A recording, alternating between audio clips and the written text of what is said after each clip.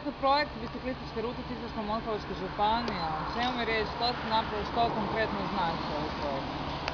Radi se o projektu Biciklom za turizam bez granica. Projekt je napravljen u sklopu prekogranične suradnje Hrvatska, Bosna i Hercegovina.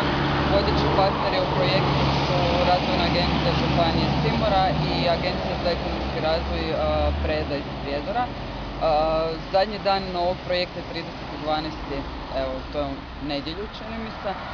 I mi smo zapravo danas ovdje došli jer je napravljen zadnji korak u ovom projektu, a to je postavljanje biciklističke signalizacije. Ono što je najvažnije da je ovaj projekt u trajanju od 2 godine nastojao povezati pogranična područja, znači Parka prirode Lonjsko polje i Nacionalnog parka Kozara.